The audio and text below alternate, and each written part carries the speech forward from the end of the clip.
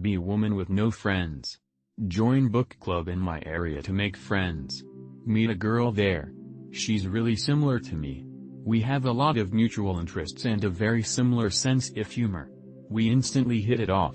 She's openly a lesbian, but I didn't think it mattered. We spend basically all of our time with each other. We hang out together whenever we have free time, and we constantly message each other when we're unable to physically be together. No matter how much we talk, she never exhausts me. About 2 months of this friendship, unironically the best period of my life, first time I've ever had a close friend like that. Be me last Friday. I'm at her apartment. Decide to sleep over because it's late and it's the weekend on the next day anyways. We're watching a movie. We end up cuddling really close together and we fall asleep like that. It's a really nice moment and probably the happiest I have ever been. Saturday morning comes. Everything is normal. I'm leaving her apartment. As I'm about to leave, she stops me and says that she has a crush on me. I tell her that I don't reciprocate because I'm straight. She looks sad. She says it's better if we don't keep being friends in that case because she doesn't want to have a one-sided crush. I say alright and leave, sort of sad but not miserable about it. Nice girl meets girl she likes at book club. They get along and cuddle. She tells her she's got a crush. The other flakes, and decides to reject her big mistake. They end up apart, despite attempts to start talking again. You should have kissed her, man, but hey, this makes for a great Yuri novel. Do yourself a favor, tell her you're sorry like you mean it and go make out with her. You'll love it. Your indecision is the only problem, she told you herself. Nobody likes flakiness, be honest, ain't nothing wrong with a little bump and grind tilde. Be me. Obnoxious kid in the family, maybe 3 years old but definitely behind developmentally.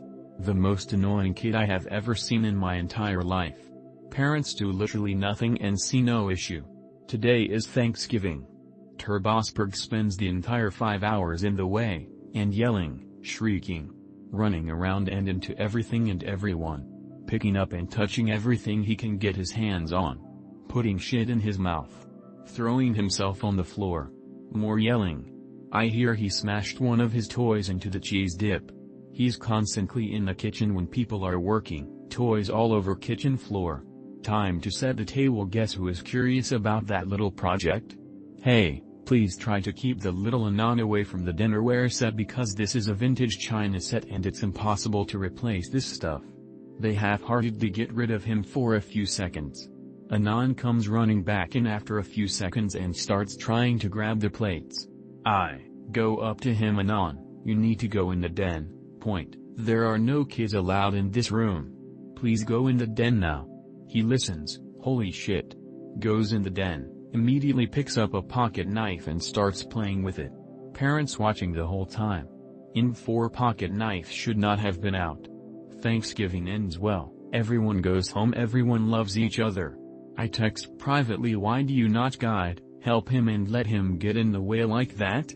Don't tell me what to do, you're not a parent, you telling me this is a joke, that's how kids are. Not to underscore, just underscore how underscore kids underscore are.jpg. I'm not telling you what to do, I just want to understand why you made the decision to handle it like that. They get so mad and defensive and say the topic is off limits. Now I have to 86 the bastard from my house because they refuse to work on his behavior. The advice I want from you is to understand why they are like this, and if there's a way for me to not be so bothered by it.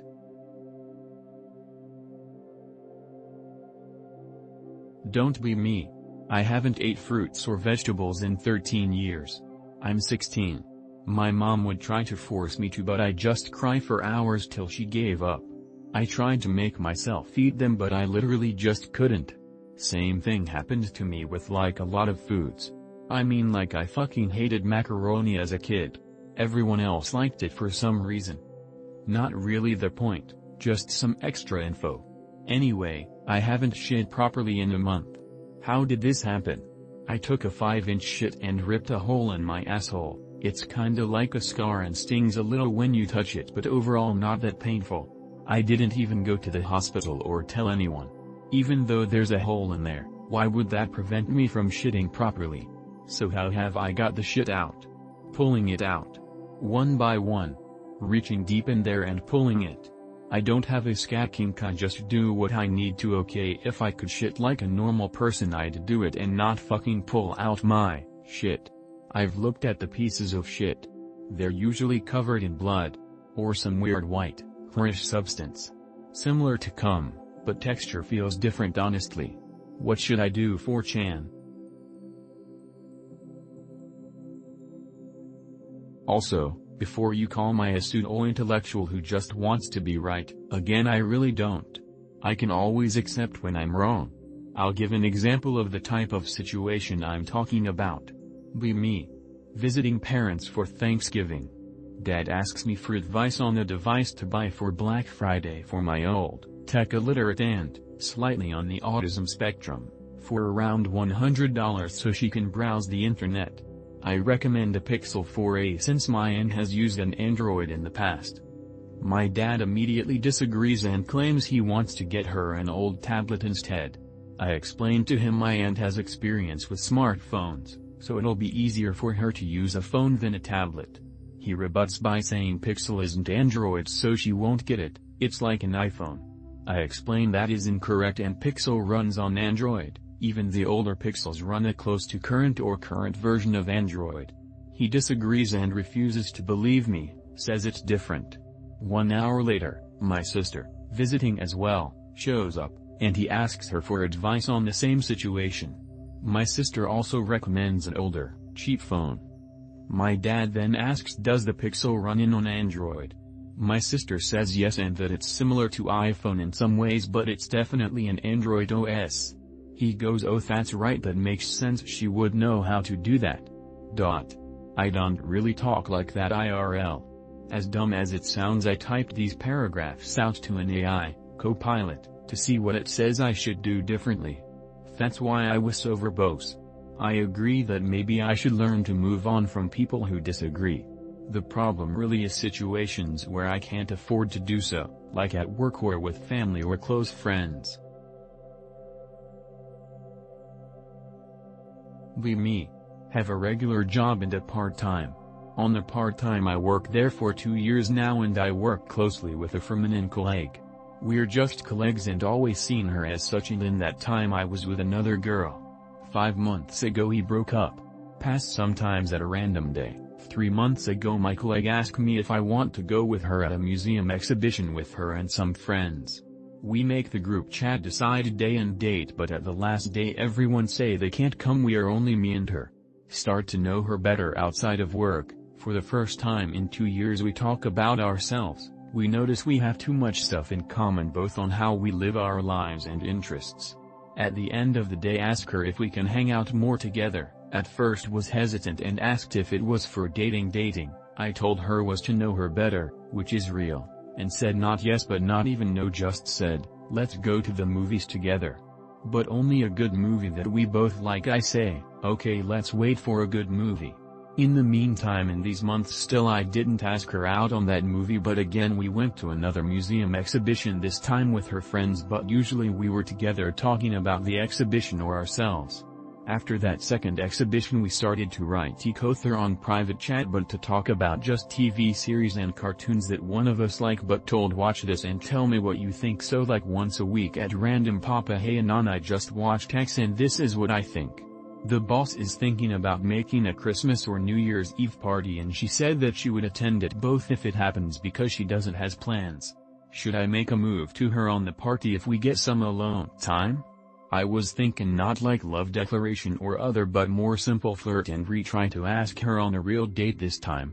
She's an artist and a nerdy girl type and a little tomboyish. Be me graduate in 2017. Fall for the learn to code meme and get a shit computer job that pays $15 an hour because I thought it was a lot of money at the time and thought I would move up eventually. Got laid off during COVID so company could hire Indians and my company said I'd quit so I couldn't get COVID jobs and parents blamed me for not making myself indispensable, whatever that means. Company went bankrupt in a year though standard page incompetency even getting the company in legal trouble with copyright. One of them apparently copies a program and slapped their Microsoft Paint logo on it and called it a day. Didn't even try mildly changing the code. Only job I could find was a shit retail Kroger's job what's pays $10 an hour. Car broke down and I have to take a $4,000 loan to fix it. Parents' advice is work harder and just be happy with my Kroger's job as it's union, which apparently makes up for the fact that I only make $10 an hour. Try to make the best of things and try to make friends, which is hard because they are either retarded or old or retarded and old. Ask a 19-year-old woman out on a date and she said no, and one of the older co-workers reported me and I was written up for inappropriate behavior and sent home after a 40-minute long drive. Do my job and go home, talk as little as possible and hate life. Got sent home twice in a month because they were not busy but didn't bother to call me, so I wasted an hour and a half of my time getting there and back home. 25th birthday and realize I lost my young adulthood because of this constant stream of bullshit with nothing to show for it, and I might as well have spent the last 7 years jerking off in my room smoking pot or partying. At least I would have had a good time and might have made friends or gotten a girlfriend, and I have my midlife crisis and start to resent my parents for bringing me into this shit life.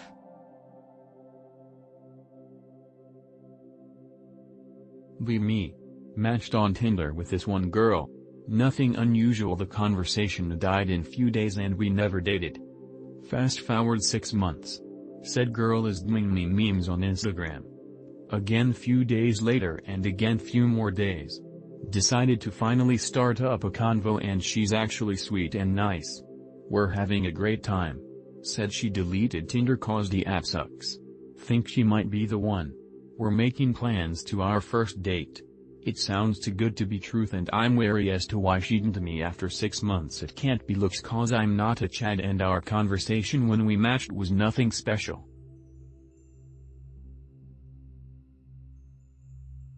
Be me. Typical late blooming beta. Fall in love and get GF during COVID, finally. Showered relationship with gifts and rewards despite GF poor behavior. Thought it would earn me affection. Realize it made it 10x worse. Trying to roll back. She's suddenly putting effort to change. Borderline hate her for everything she put me through.